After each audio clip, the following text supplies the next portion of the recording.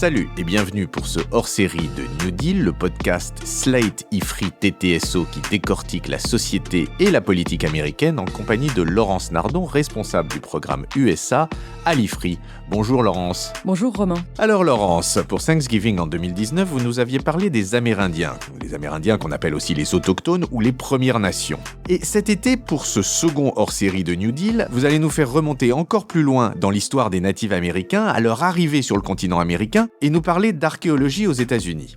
Cette archéologie nord-américaine, elle apparaît comme le parent pauvre des archéologies méso-américaines, qui est un mot chic pour désigner l'Amérique centrale, et sud-américaine. Ces deux archéologies ont exploré les immenses civilisations mayas, aztèques, incas, etc. Pourtant, les découvertes des dernières décennies aux États-Unis suscitent pas mal de débats et de controverses. Par exemple, sur la manière dont les populations sont arrivées sur le continent, sur les filiations possibles avec les Amérindiens actuels. Il y a là des enjeux de mémoire très importants. Alors Laurence, l'archéologie sur territoire américain est un art difficile. Oui, le problème pour l'archéologie aux États-Unis, c'est que les nations indiennes d'Amérique du Nord ont peu utilisé la pierre, la céramique et le métal. Elles ont plutôt manié le bois, les plumes ou les peaux de bêtes, qui sont des matériaux peu durables. Par ailleurs, elles n'avaient pas d'écriture et enfin, elles ont subi un génocide entre le XVIIe et le XIXe siècle qui a détruit à la fois les peuples et les objets. Et donc, on a fatalement très peu de traces archéologiques. Attendez, vous nous dites qu'elles n'avaient pas de métal ? Eh bien, en Amérique du Nord, on trouve assez peu d'objets en métal. Les objets qui existent, ils viennent de métal trouvé à l'état naturel. Il y a par exemple quelques armes en cuivre qui ont été retrouvées dans le Wisconsin. On n'a aucune preuve de fonderie et de travail du métal sur le continent. Par exemple, il n'y a pas d'âge du fer dans l'archéologie américaine. De même, je vous rappelle que dans les Amériques, il n'y avait pas de chevaux jusqu'à l'arrivée des Européens et que si les Aztèques avaient inventé la roue, ils s'en servaient seulement pour les jouets pour les enfants, mais pas pour le transport. Ceci dit, la rareté des sources n'empêche pas les débats, même au contraire, et le premier, vous l'avez dit, il porte sur la date d'arrivée d'Homo sapiens dans les Amériques. Ouais, alors Homo sapiens qui sont passés par le détroit de Bering, enfin qui à l'époque n'était pas un détroit, qui était cette bande de terre qui rejoignait ce qui est le nord de la Sibérie avec ce qui est l'Alaska maintenant. Oui, alors ça, c'est l'une des théories sur le peuplement des Amériques. En tout cas, c'était la grande théorie au XXe siècle. Ce qui s'est passé, c'est que dans les années 1900-1910, on a découvert, près de la ville de Clovis, au Nouveau-Mexique, un certain nombre de pierres taillées et de pointes de flèches. On les a datées et on a découvert qu'elles avaient à peu près 13 000 ans. À cette époque, donc, il y a 13 000 ans, on pouvait passer à pied de l'Asie à l'Amérique. Alors, non pas par le détroit de Bering, mais par ce qu'on appelait la Béringie, parce que c'était pas un détroit avec de l'eau, on marchait sur la glace. Il y a eu, autour de 13 000 ans avant aujourd'hui, une période pendant laquelle on pouvait donc passer à pied sur la glace. Avant, il y avait trop de glace, il faisait trop froid, et il y avait donc des murs infranchissables à cet endroit-là. Et après, aux alentours de 11 000 avant aujourd'hui, le niveau des eaux avait monté et on ne pouvait plus passer à pied. Il y a donc eu cette petite fenêtre autour de 13 000 ans avant aujourd'hui, pendant laquelle Homo sapiens a pu passer à pied de l'Asie à l'Amérique. Alors, quand on a trouvé des pointes de flèches, on suppose que c'était des chasseurs qui ont suivi des animaux pour se nourrir. Cette théorie du peuplement, donc, autour de 13 000 ans, elle était, comme je l'ai dit, en vigueur pendant tout le XXe siècle. Mais dans les années 1990, on a découvert au sud du Chili, et très exactement à Monteverde, des preuves d'une présence humaine beaucoup plus ancienne, datant de 14 500 ans avant aujourd'hui. À cette époque-là, donc, on ne pouvait pas passer par la Béringie. Et au début, les chercheurs nord-américains, ils ont tout simplement refusé de croire aux conséquences de cette nouvelle découverte.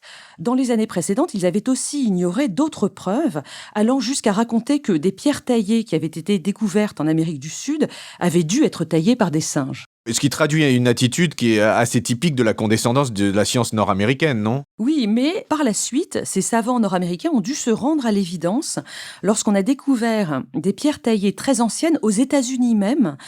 Je vous parle de découvertes qui ont été faites au Texas, dans l'Oregon ou plus récemment dans l'Idaho, avec des strates remontant jusqu'à 16 000 ans avant aujourd'hui. Mais alors, ces populations, elles sont arrivées comment ? C'est toute la question.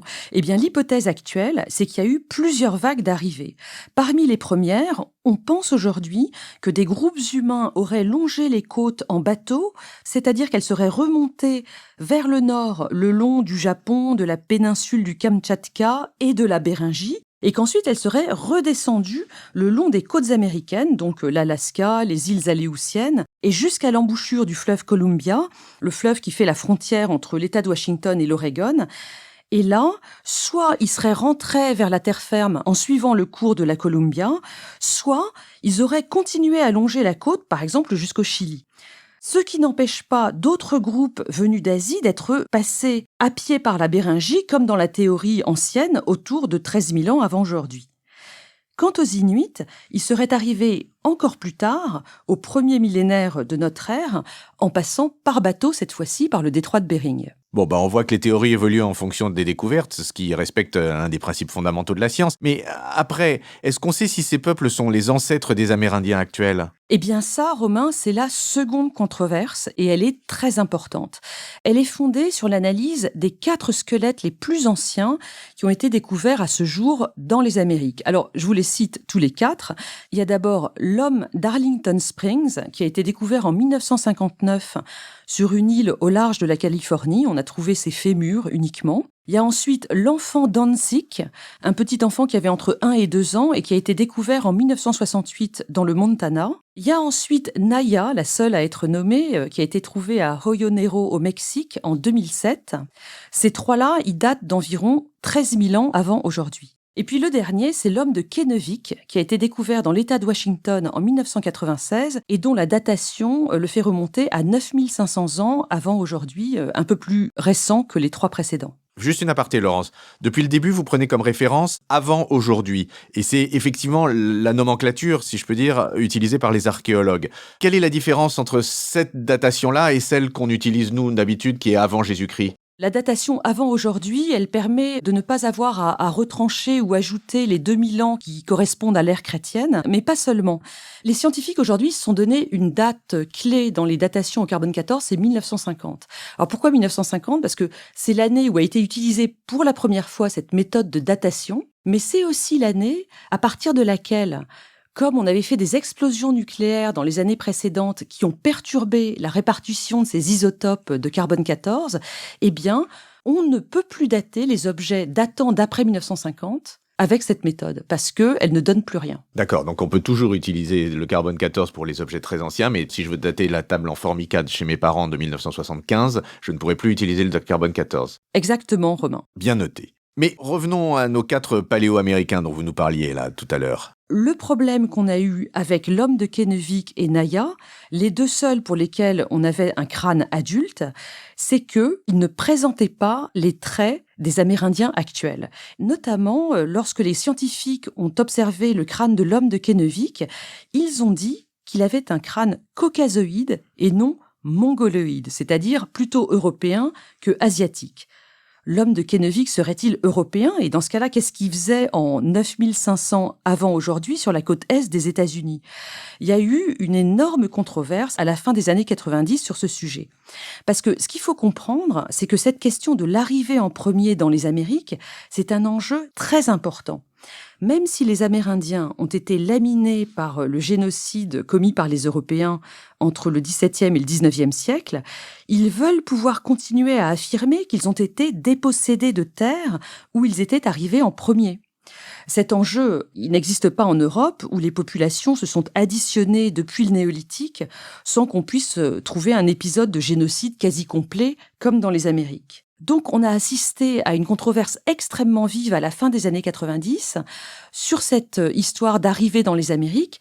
Et cette controverse, elle s'appuyait, entre autres, sur ce qu'on appelle l'hypothèse solutréenne. Solutréenne, il va falloir que vous nous expliquiez, parce que c'est un nom de la Mitterrandie, je ne suis pas sûr du tout que ce soit ce dont vous parliez. Oui, non, ça ne fait pas allusion à Mitterrand, ça fait allusion à la culture solutréenne, qui désigne une manière très spécifique de tailler les pierres.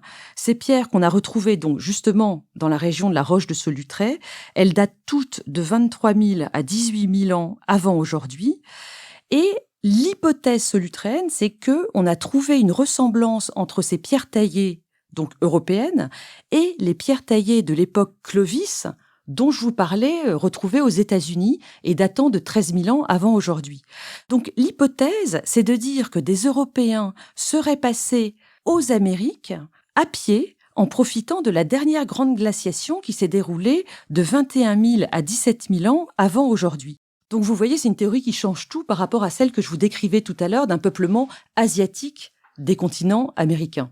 En l'occurrence, cette hypothèse solutréenne, elle est largement considérée comme fausse et on craint même qu'elle puisse être instrumentalisée par les white suprémacistes aux États-Unis. Bon, mais d'accord, mais pour en revenir à l'homme de Kennewick dont vous nous parlez, finalement, il est d'origine européenne ou il est d'origine asiatique? On a pu réaliser un séquençage ADN complet. C'est d'ailleurs une équipe danoise qui s'en est chargée et qui a donné ses résultats en 2015. Et elle a conclu que l'homme de Kennewick était proche des Algonquins et plus précisément de la tribu amérindienne locale des Colville dans l'État de Washington.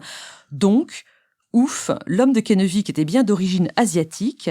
C'est un ancêtre des Amérindiens actuels. Et d'ailleurs, il a été réinhumé dans une cérémonie amérindienne traditionnelle en 2017. Et il en va de même des 3 autres, puisqu'en réalité, c'est le génome des 4 squelettes qui a pu être reconstitué et qui montre que ces individus venaient bien d'ancêtres asiatiques et qu'ils étaient proches des Amérindiens actuels.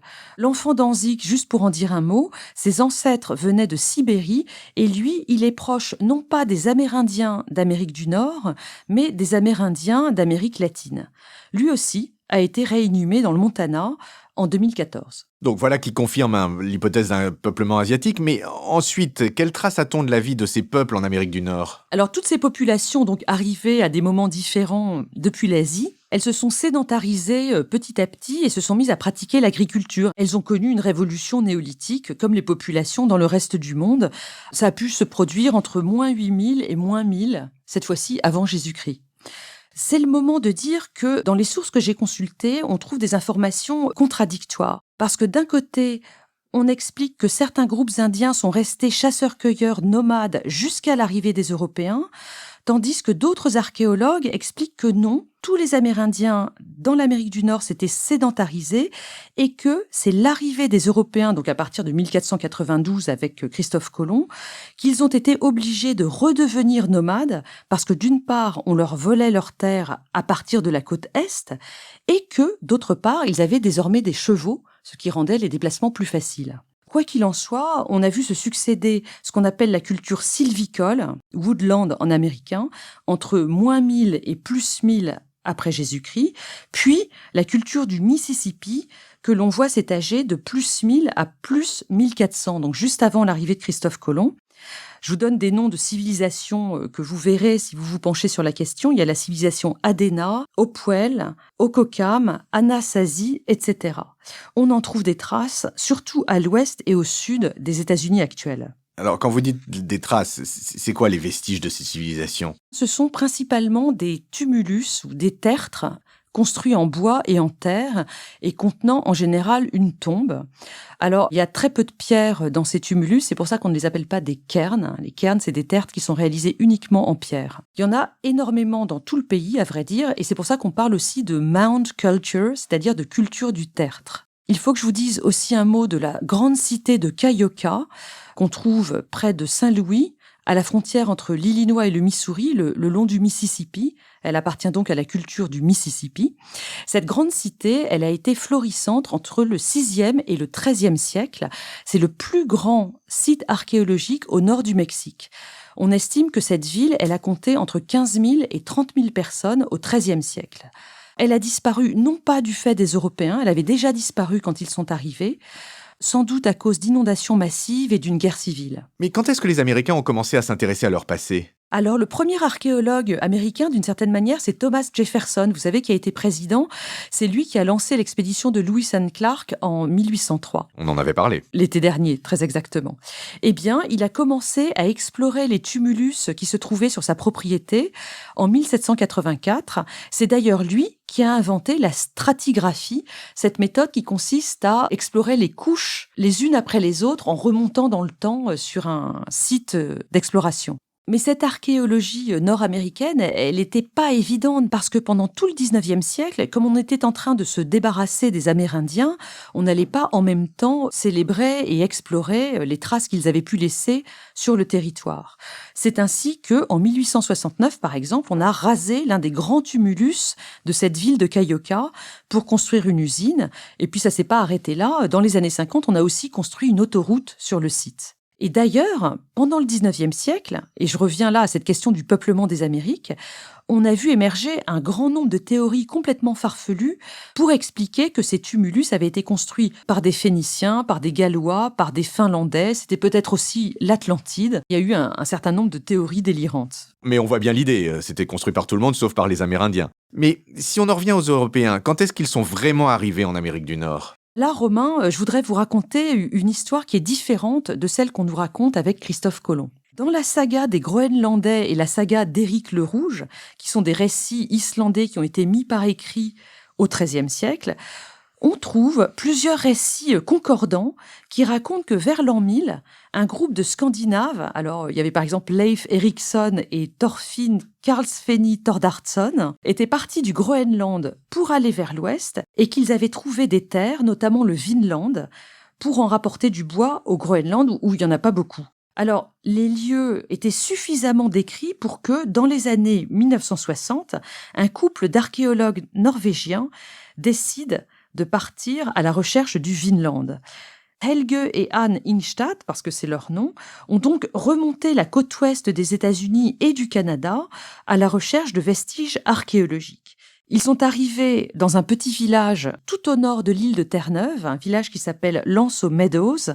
Alors le terme, c'est une anglicisation de L'Anse aux Méduses ou de l'Anse de la Médée, qui était un navire français qui a dû croiser dans la région. Et là, ils ont trouvé des vestiges de 8 bâtiments, dont une forge, un atelier de réparation de bateaux avec des rivets métalliques, des aiguilles et d'autres objets qui, pour cette époque-là, ne pouvaient venir que d'Europe.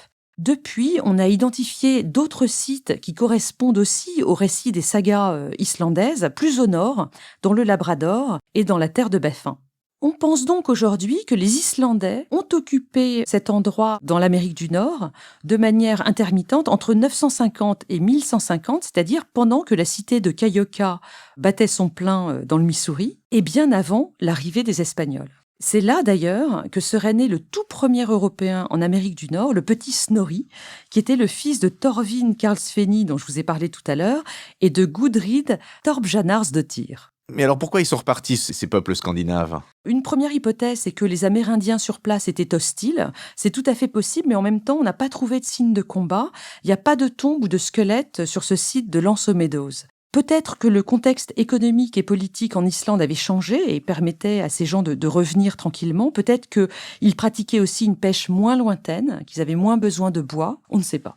Voilà qui laisse place à toutes les spéculations et à l'imagination. Et à ce propos, Laurence, je voudrais terminer ce podcast sur un conseil de lecture aux auditeurs sur ce sujet, ou en tout cas sur une uchronie faite sur ce sujet. C'est le dernier livre de Laurent Binet qui est paru, je pense, il y a à peu près 2 ans, qui s'appelle « Civilisation avec un Z » et qui explore ces peuplements d'Amérique du Nord et qui fait l'hypothèse que ce seraient les Amérindiens qui auraient débarqué au lieu de Christophe Colomb en Europe et qui auraient mis l'Europe non pas à feu et à sang, mais qui auraient bien réglé les problèmes européens. C'est un livre absolument merveilleux avec des héros dont vous vous souviendrez toute votre vie. Et si vous n'avez rien à lire cet été, sincèrement, c'est un très bon conseil que l'équipe de New Deal est heureux de vous donner.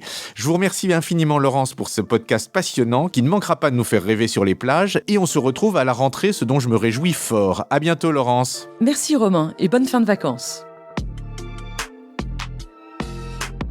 New Deal, chaque semaine, sur Slate, TTSO, Lifree et sur vos plateformes de podcast préférées.